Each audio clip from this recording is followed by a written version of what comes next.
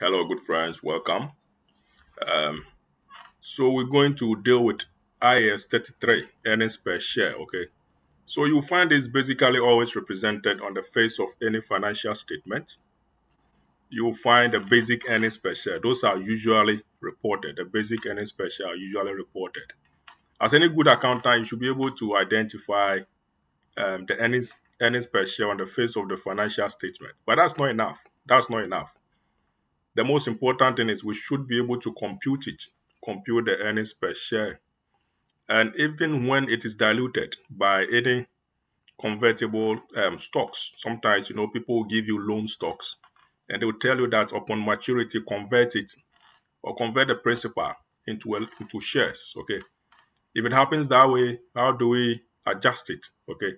Sometimes we also want to restate the basic earnings per share because there's been some bonus issues, there's been some rise issues. Okay. How do we restate the comparatives from the previous years? Quite easy to do, very easy. Okay. So what we're doing now is to look at the basic earnings per share computation. We'll look at that example using the fair market values. Okay. Then we'll go on to examine how we can consider bonus issues. Bonus means bonus. We give the shares to you without any cost to the shareholder. So we'll simply give you some shares. We'll say, for example, for every 2 shares you hold, management has decided to give you 1 extra share. So if you hold 2 shares, we'll give you 1 extra share, but you don't pay anything. So your shares increase to 3. And then they will only pick the funds from the retained earnings. So they will retain earnings already has by default a credit. So we debit it as if we're receiving cash. Assuming it was for cash that we issued it for, the shareholders will give you cash, so you debit cash. But in this case, you debit retained earnings because no cash is moving, and then you credit the share capital. But if it's for rights issues we give it to the existing shareholders, normally at a lower price than the ongoing fair value of the shares. In which case, if the existing shareholders do not exercise that right, we can give it to outsiders. But that one at a cost, they pay. The shareholders give money. In which case, we will ordinarily go on to do what? Debit our cash because they give us cash or our bank account. Then we credit our share capital. So we're not looking at the basic debit entries or debit and credit entries, double entries. No, we're looking at the computations. For the posting of the transactions, you know better. Okay, so we'll not go to that aspect.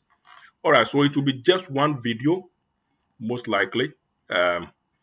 Since it's easy and basic, I'll run through quickly. All right, but at least you have the laxity at any time to always repeat the videos and to rewind and be sure where you need extra concentration, you focus your attention on. All right, IAS 33, earnings per share. When you see this, please, in an exams, don't panic. Regardless of how the question will be presented, don't panic. The same concept holds. All right. The only thing is, if you want to present it using any layout, do it. Nothing is wrong. This one has no specific format like a statement of financial position or statement of cash flows where you need to order them. Calculate it the way you want to. And when you finish, you simply state basic earnings per share is equal to this. Diluted earnings per share is this. That's all. Okay. All right. So we'll deal with the ordinary one where we always know the basic, the full market values issues. We look at that one. Then we'll come to bonus and we'll look at rights. Sorry. At the end of the day, we'll look at the relevance of diluted earnings per share. And then we'll calculate the diluted earnings per share in cases of convertible debt and share options. Okay, share options or warrants. All right. An overview. Sorry, once again. An overview.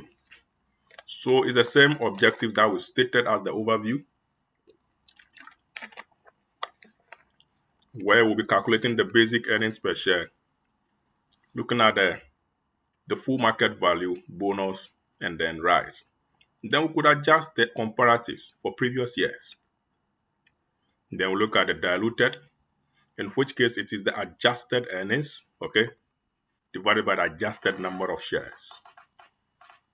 Basic earnings per share, usually earnings per share is defined as the earnings that are attributable to the ordinary shareholders divided by the weighted average of the outstanding ordinary shares. Okay, so that's the formula. And the formula forms the definition. The earnings attributable to the ordinary shareholders. After we've gotten rid of all expenses and even dividends, that place becomes quite dicey. Some people think that what if the dividends pertain to the ordinary shareholders, then you are double counting. But you will see others also saying, let's pick only the net effect after we've accounted for dividends. So the retained earnings in the books, which are attributable to the ordinary equity shareholders, divided by the number of outstanding ordinary shareholders. Okay. You will not be confused in any question. Just look at it. You will clearly understand. The earnings will be given. You'll find it. If you are required to adjust for the earnings, you'll easily find it. You adjust it. Okay. Now, the weighted average, this particular denominator, depends on the full market. Okay. And I will use a weighted average table for my ease. Okay. Ease of presentation and analysis. Like I said, you could use any other approach that you want in terms of layout, workings, and presentation. That is okay. Just make sure it's sequential, it's logical, it can be read through. All right. Then we'll look at bonus issue, and we'll look at rights issue. The bonus issue has one simple element where we say that let's assume bonus issues are issued with the original shares. So in issue, we consider that it is being in issue or the bonus has been issued for the whole year, no prorata. Quite easy to compute. We look at the rights issue, we still use a weighted average table. We look at pre-issue shares adjusted for bonus element first. And then we use the rights issue bonus fraction to continue. Sometimes you will hear that the shareholders were given bonus issue. Then they were given rights issue. Make sure you calculate the bonus issue first. And based on that, you calculate the what? The rights issue. Look at the question carefully. Unless they tell you that rights issues was issued first before the bonus issue, then you can continue in the same sequence. No worries. Okay. We'll look at the tutorial question. One of them has similar that feature. Okay. Where there is a bonus issue before a rights issue. All right. So always in terms of the pro forma table, which I would use, we bring forward the issues brought forward. Okay. The shares brought forward, the number of shares. Okay. So when I say brought forward, I'm talking of the number of shares. Okay. Brought forward. So we'll be given as this, not in monetary terms. Okay. And then what about the issue that we have issued? What about the shares we've issued currently? We add it, we get this, okay? Look at the fraction of the year held and prorate it accordingly, okay? Prorate it accordingly, okay? And then we multiply by the bonus fraction and get the weighted average. All right, if there's any bonus fraction applicable, you normally find this in the in bonus issue and rights issue, usually in rights issue, all right?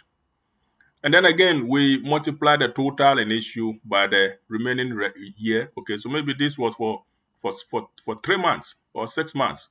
If it is 3 months, it will be 3 over 12. If 6 months, 6 over 12. And then the remaining will be what? 9 over 12. Okay, the remaining will be 9 over 12.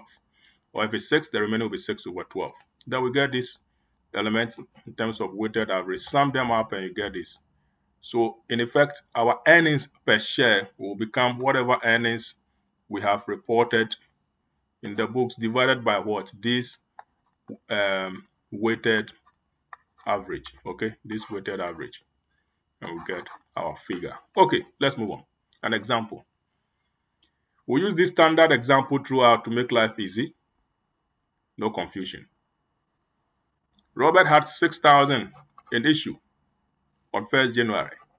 That is a balance brought forward, right? 6,000. On 1st April, how many months? January, February, March, 1st April. That's 3 months. Robert, I cannot see some part. Let me go here. All right. Robert issued 1,500 shares at full market value. So the Robert earnings for the year was giving us this. So we have the earnings given.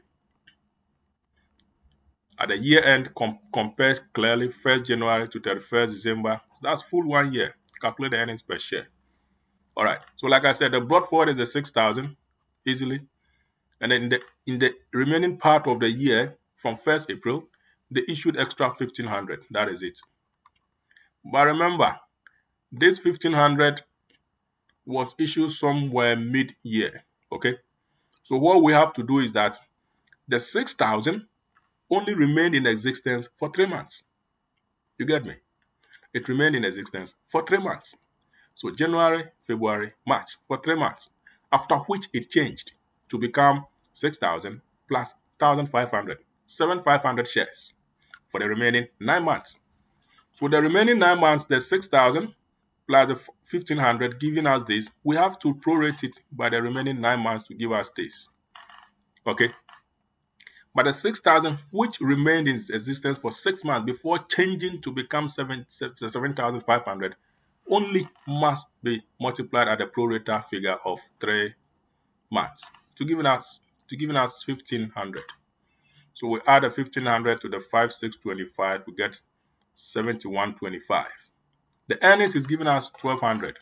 So simply our 1,200 divided by 7,125 gives us something like 0.168.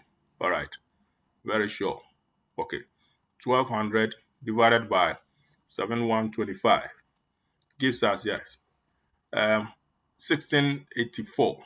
Okay, 0.684. Okay, so we could simply, so this is it. You could simply say it means what? The earnings per share is 0.1684. That's okay. That's acceptable. Or if you want to get it in precise terms, in terms of cents, this is cents, okay? If it is pounds, it will be pence, okay? You could just easily multiply these by 100, okay, cents, which will give you 16.84 cents. All right. Okay, that's it. That's it. Bonus fraction. So like I said, we could issue with bonus shares just to entice you to remain committed as a shareholder, okay? And it always deals with movement between the retained earnings and then the share capital. Now, so in this case, when they said they've issued new shares, definitely it would have dealt with cash. New guys joining the firm, new shareholders joining the firm, or even existing shareholders buying the shares. That's okay. Okay, that's cash or bank.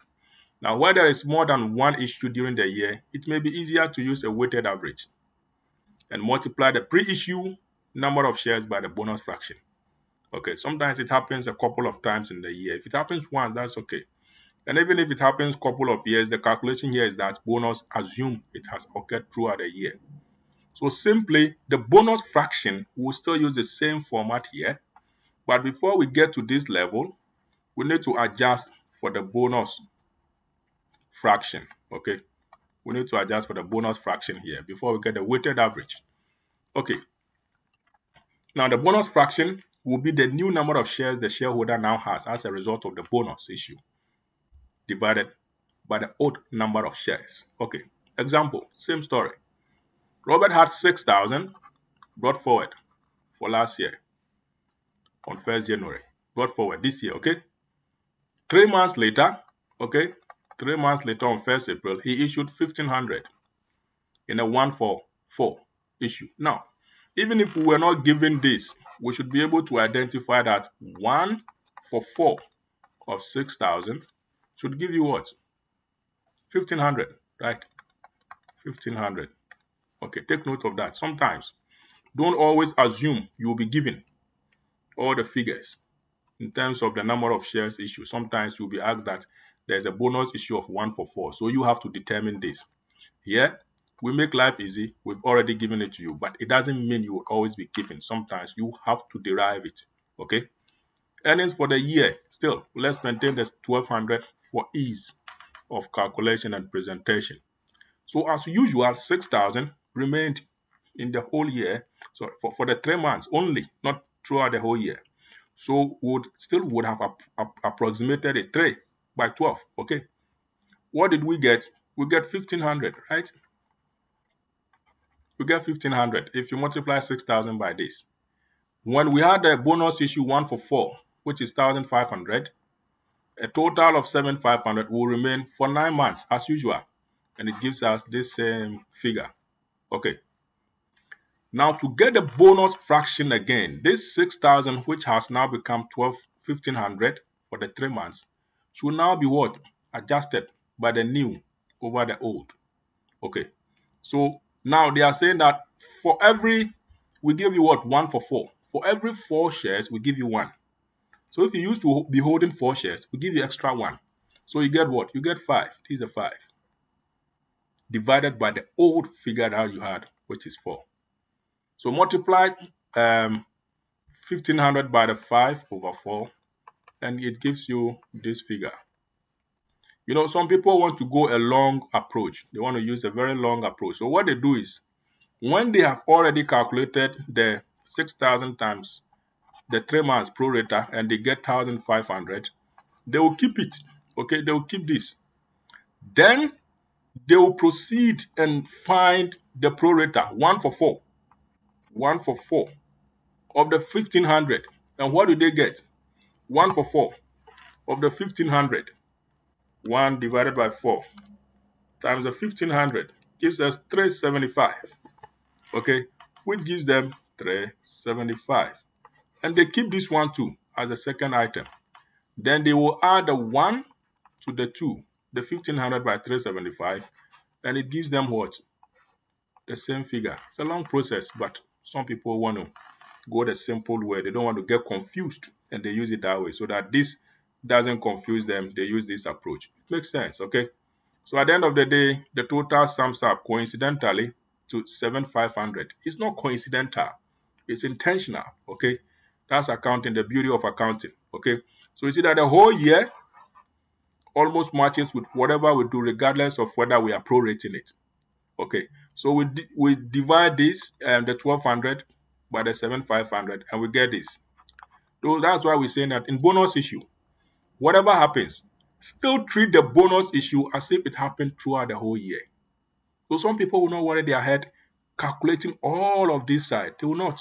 They will not. Okay, they will not worry their head. They will still maintain the 6,000 plus the bonus issue, 7,500, and then they will just use this figure. That's all. Okay, but for analysis, for analytics purpose, we want you to present this so that we will better understand what it means. When you're standing in front of the board, you could explain what the 6,000 has translated into as a result of the bonus fraction. But at the end of the year, they will all come to the same story. Okay, quite easy. Let's take rights issue. Now, in terms of rights issue, we normally would give you the shares you pay as an existing shareholder. We'll give the shares to you, but usually at a lower price than what is actually happening on the market. Okay? So it is intended to motivate, it's a form of an incentive to the existing shareholders. So the companies will give you the rights issue, please, we need money to do some expansionary projects.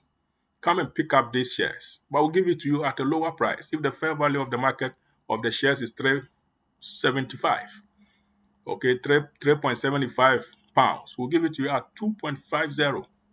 So you'll be enticed to pick it up, okay? But there is always a repercussion on the other end. You know, you end up diluting your share value. The more number of shares you have, the share price drops. Okay, I'm not going to that theory. You'll find that in the context when you read it, okay? Now, we also have to multiply it by the bonus fraction. Like in the bonus issue, we always multiply it by the bonus fraction, okay? We know up to this level, quite easy. We multiply by the bonus fraction, and we know what it means. Here in the rights issue, the bonus fraction is simply the actual market price per share divided by the theoretical X rights price. What is theoretical X rights price? The term. Okay, so we need the term to calculate the bonus fraction. And usually the term is simply the market price that the stock will theoretically have following a rights issue. Theoretically, on paper. Okay, so it's always calculated, it's a calculated price for the company's stock or the shares after we've issued new rights shares, assuming that all of these newly issued shares are taken up by the existing shareholders. But That's in theory, because sometimes some shareholders don't have the money to advance again in terms of buying shares. So they'll give up and someone will pick it up. Okay. But we'll always assume, and then we calculate the theoretical X rise price. It's easy to calculate. Okay, let's take an example here. Let's use the same story. Robert had a share in issue 6,000 as the balance brought forward, right? Okay, on 1st January. 3 months later, okay, 3 months later, he issued 1,500 in a 1-for-4. Remember, you may not be given this. You will have to find it. Okay, 1-for-4 of 6,000 gives you still 1,500. And it was issued at a price of 250 when the market price was 4. So we are telling the shareholders that, listen, the share price currently is 4, but come and pick it up. We'll give it to you at 2.50. That's a good incentive for me to buy more shares at a cheaper price. The earnings per share, the earnings for the year is 1,200 as of the year, okay?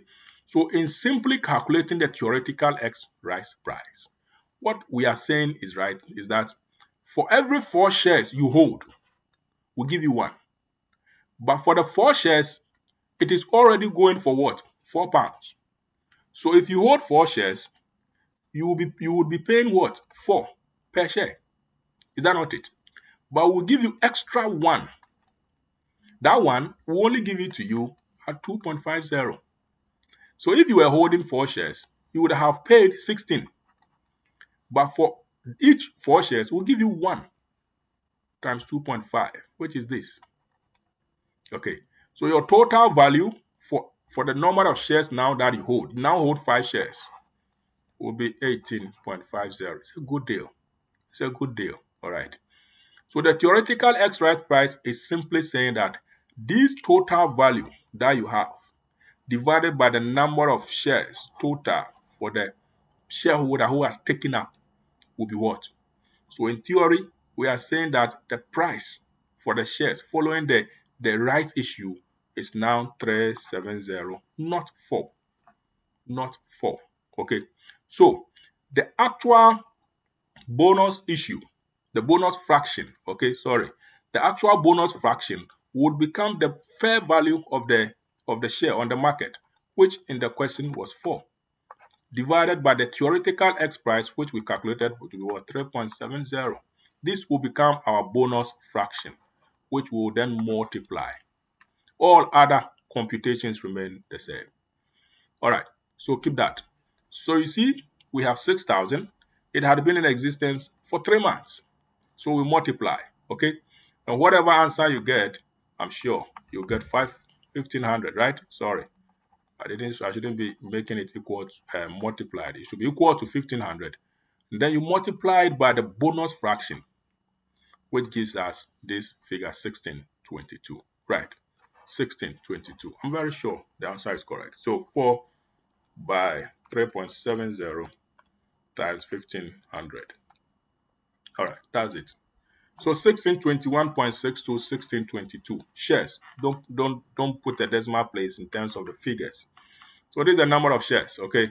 Then as usual, our 15, the total figure becomes 7,500 prorated over the 9 months, gives us this figure. Sum them up, you get this. Divide this by the 1,200 and you get 0.166. Okay, so if you want to convert it, you just simply multiply by 100, which will give you 16.6 cents. All right, very easy. Very, very easy. Now, we need to sometimes, once we have the rights issue and the bonus issue, it is always important that we try to adjust the previous years, okay? The previous years to compare it so that it will make sense. To compare it, there have been new issue of shares, bonus, rights.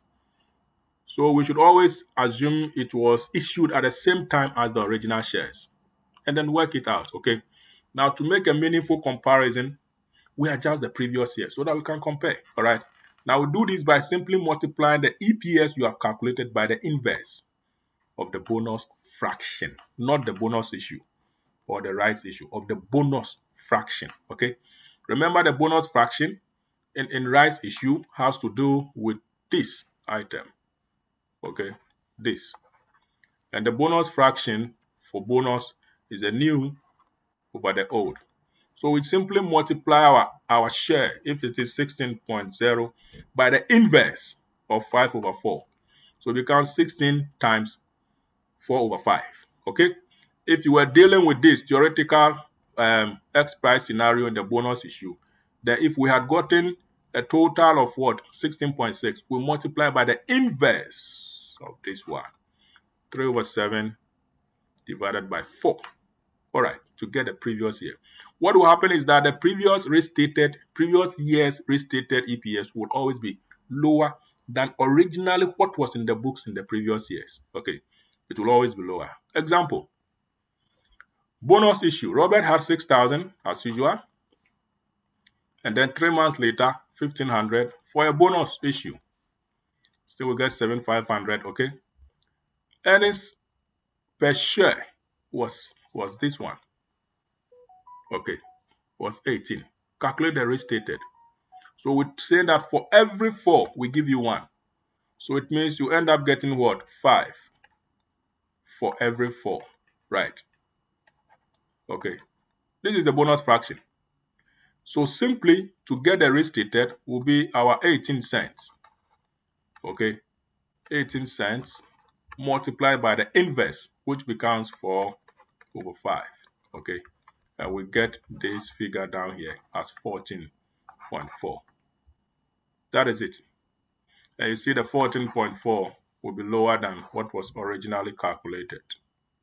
Okay, right, issue. Same story. Let's say we had the same story, the same scenario, okay, which we've calculated. We were told that original is this, right? Original is this, okay. Now, for the rice issue 1 for 4, we are saying for 250. We're still using the same figures, okay, so that we don't go back calculating. And then the share price is 4. When we calculated, what did we get? We get 3.70, right? Okay, 3.70. Okay, that will become the tab, right? That will become the tab. All right. Okay. And then when we went on, when you calculate, you realize that it becomes 4. Let me go back just to be sure. Okay. So we had 4 over 7, 3.7. Okay. So the inverse of it will become what? 3.7 over 4 times the 18 cents. Okay. Which gives us a figure of 16.6, as you can see. Okay. As you can see here. Okay. So you see the 16.6 will still be lower than the original. Just multiply by the inverse. Okay. So when you see the question and you're asked to identify the adjusted, the comparatives, is very easy. Very, very easy. Okay. Let's move on to diluted. Shares could be diluted when we have loan stocks which will mature and convert into shares. When we have bonds. When we have some convertibles that will mature. Okay. Now, in terms of convertible bonds, the impact is on the earnings, the notional interest. I have a loan that I have. The lender has told me that I can convert it into shares upon maturity. That's good news for me, right? But what happens is that, you remember, loans, you pay some tax, you pay some interest, and that interest is tax allowable. Okay, you remember from a financial statement, there's always interest expense or finance cost before the profit before tax. Okay, so always adjust it for that after tax effect. Okay, you remember your weighted average cost of capital computations in financial management or advanced financial management, where you always consider the after tax cost of debt on the bank loan. Okay, all right. And then so look at the impact on the shares, assume maximum conversion, and then options, where you have the warrant to exercise the option. Okay, what is the impact on the shares? What is the bonus element? Okay. Same story. Let's use a simple example. Robert has 6,000 in issue, right? Robert has 6,000 in issue on throughout the year. Okay. At that date, he also had 5,000 convertible loan stocks with an effective interest rate of 10%. So if this was in the books, he would have been paying interest. Okay. Interest of what? 10% of the 5,000, which is 500. Okay. That's the interest they pay. Okay. And the rate of income tax is 30. So if this guy ended up converting this, he would have saved some after tax of it, okay? So it will be the 500 times 1 minus the tax component, okay? Times 1 minus the tax component, okay? 500 times 1 minus 0.3, right? Okay, all right. Which gives us some 350. That's what these guys will save if we exercise. If we exercise the convertible loan. The loan is convertible in ordinary shares on the basis of this. So we are saying that for every 100 blocks of the loan, we give you 60. It's the same thing that we know in the consolidated 64. Okay, 44. The same thing. Okay, so it is a 60 for 100. Okay, times the 5,000 gives us the number of shares. Okay, so 60 for 100. Okay, so that's 305 times 5,000. So this gives us 3,000 shares if we exercise it. If we exercise it, of course, this is in dollars. So dollar will cancel. So we get shares, okay?